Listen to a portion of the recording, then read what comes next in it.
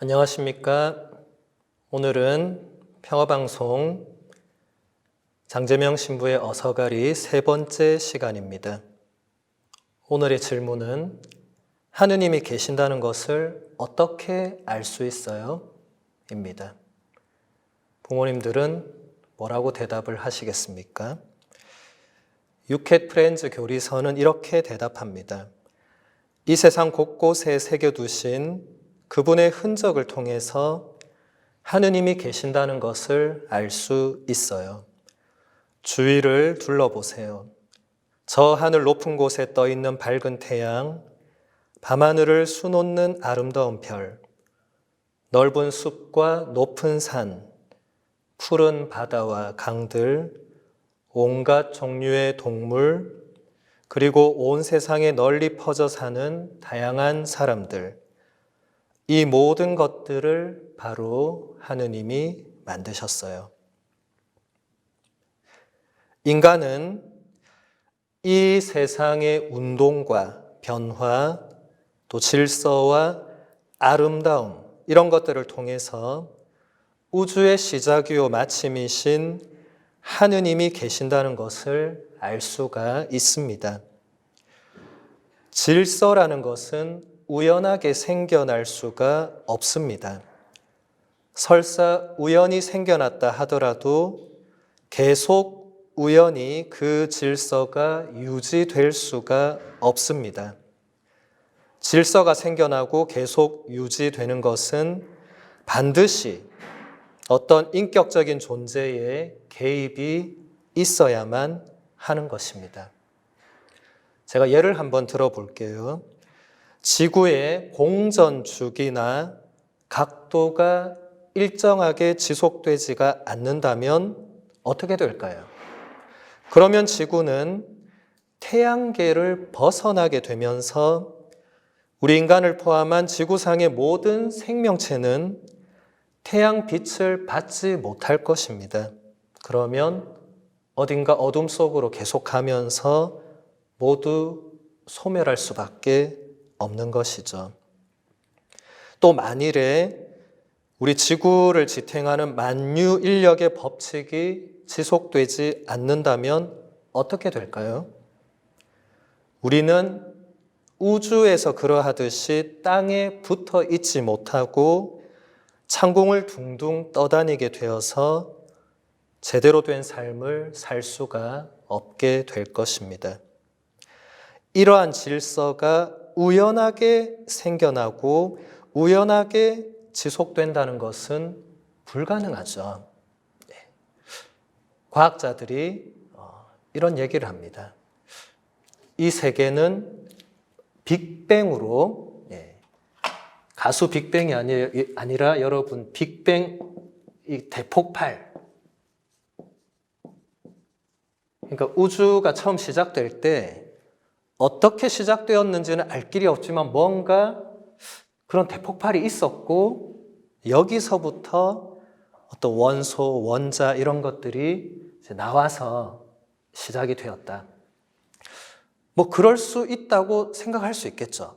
그런데 이렇게 우연적으로 무언가가 생겨나서 계속 우연적으로 어떤 질서나 법칙이 유지되는 것은 불가능한 겁니다. 제가 조금 더 쉽게 예를 들면 이렇게 유치원에, 자 여러분 유치원을 한번 생각해 볼게요. 유치원에 어린 아이들이 막 이렇게 뛰어놀고 있어요. 한번 상상해 볼까요? 아이들이 뛰어놀고 있는 이 상태는 뭔가 무질서하겠죠. 네. 근데 이 아이들이 질서를 잡게 하려면 어떻게 하면 될까요? 선생님이 얘들아 이리 와. 얘들아 여기 한 줄로 선. 민정이는 여기 줄. 이 친구는 여기 줄. 이런 식으로 인격적인 어떤 존재가 개입해서 질서를 만들어주면 질서가 잡히겠죠. 예. 그런데 이것이 그냥 우연히 또 일어나고 그냥 우연히 또 일어나고 이렇게 되는 것은 그것은 과학적으로도 근거가 대단히 희박합니다. 이것은 끊임없이 어떤 인격적인 존재가 개입이 돼야만 한다는 거죠. 예. 그래야만 이 질서라는 것이 유지, 보존이 되는 것입니다. 이것은 우연의 결과물로는 설명이 안 되는 것이죠. 또 대자연의 아름다움도 마찬가지로 이게 스스로 생겨나거나 우연하게 지속되는 것이 아닙니다. 여러분 잘 아시는 아우구스티노 성인이 이런 말을 합니다. 땅의 아름다움에게 묻고 바다의 아름다움에게 묻고 드넓게 퍼져가는 대기의 아름다움에게 묻고 하늘의 아름다움에게 묻고 이 모든 실제하는 것에게 물어보십시오. 모든 것은 이렇게 대답할 것입니다. 보세요. 우리는 이렇게 아름답지 않습니까? 그들의 아름다움은 하나의 고백입니다. 변화하는 이 아름다움들을 변하지 않는 아름다움이신 분이 아니면 누가 만들었겠습니까? 아주 아름다운 성인의 이 설명입니다.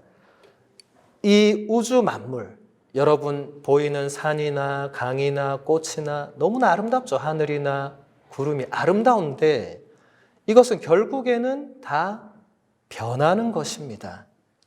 변하는 것은 언젠가는 다 사라져 버릴 수밖에 없죠. 그런데 그것의 근본은 바로 그 변하지 않는 어떤 아름다움, 이것을 지닌 존재는 하느님밖에 없겠죠. 예. 그래서 아우구스티노 성인은 이런 모든 아름다움이 정말 변하지 않는 그 근본적인 아름다움을 지닌 분을 보여준다는 것입니다. 우리 인간을 한번 볼까요? 우리 인간을 보더라도 진리와 아름다움을 향한 우리의 어떤 열려있는 그런 마음, 또 윤리적인 선에 대한 우리의 감각, 또 자유와 우리 내면에 있는 양심의 소리, 또 어떤 무한한 삶, 어떤 영원한 삶과 행복에 대한 끝없는 갈망, 이런 것들을 통해서도 우리 인간은 하느님이 계시는 게 아닌가. 이런 것이 끊임없이 내 안에서 나오는 것은 내가 만들어낸 건 아닌 것 같고 무언가 이런 걸 심어주신 분이 있지 않을까라고 생각하게 만듭니다. 이런 것들은 언젠가는 사라지게 될 물질적인 것들이 아니라 영원한 뭔가를 보여주는 표지입니다. 표지. 우리 신앙인들은 앞으로 이 표지라는 말을 잘 새겨 들으셔야 되는데 이것은 라틴어로 시듐이라고 합니다. 여기서 음을 빼면 영어로 사인이죠. 그렇죠? 네. 이 표지가 신앙에서는 굉장히 중요한 것입니다. 눈에 보이지 않는 하느님, 하지만 하느님이 눈에 보이지 않는다고 해서 존재하지 않는다고 말할 수 없죠. 그렇게 따지면 공기나 다 마찬가지죠. 눈에 보이지 않는다고 해서 그건 없습니다라고 사람들은 생각하지 않습니다.